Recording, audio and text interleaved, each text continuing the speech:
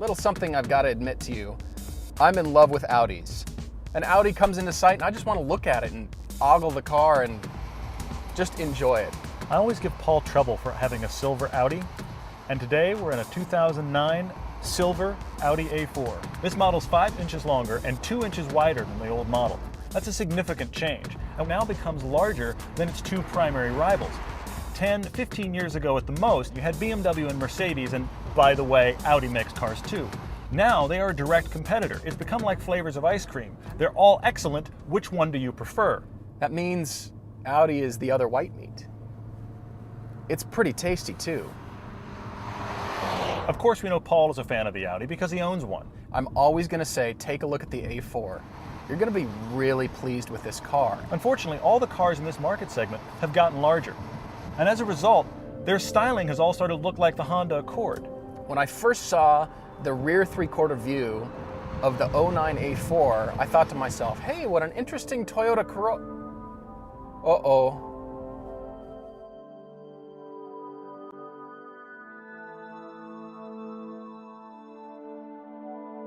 Audi does have their huge blackboard of a grille with their rings on it. Everybody knows it's an Audi from the front. I kind of wonder if it's too big for this car though.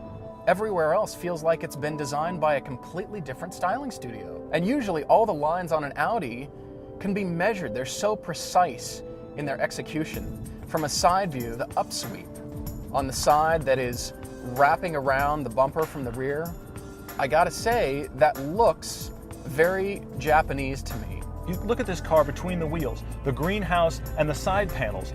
It could be the Honda Accord. For my money, there isn't a better interior. Look at the headliner. Look at the things that you touch, the steering wheel, the shift lever, the way the buttons feel when you push them. That to me says quality. This increase in room has been put to good use. This is a genuine 4-door for 4 adults. The only thing about the interior that bugs me is the key fob. What you do is you insert the key and you push to start. So it's a place for my key. Come on, get with the times. The place for the key fob on the dash, it's a fobgina. I don't know what else to call it. This A4 is equipped with the 211 horsepower, turbocharged Ford. This car's got fantastic power.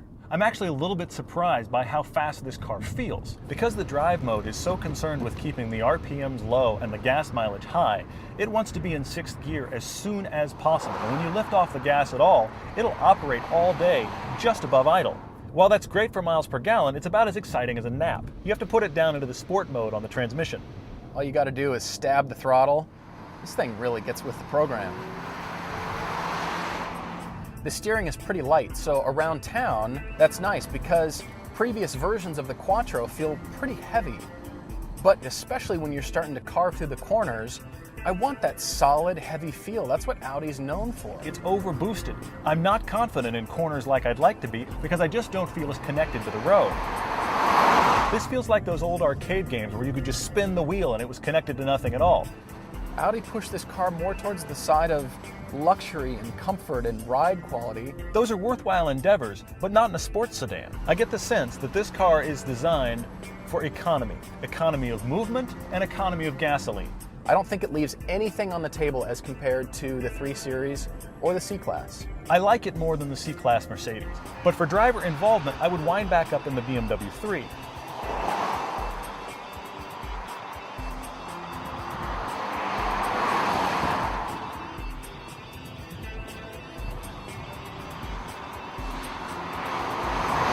No longer is BMW the go-to car for this market, nor is the C-Class, and especially with the 09 A4, this car is fantastic. The sports sedan needs to feel powerful and precise first and economical second, and the standard base A4 fails.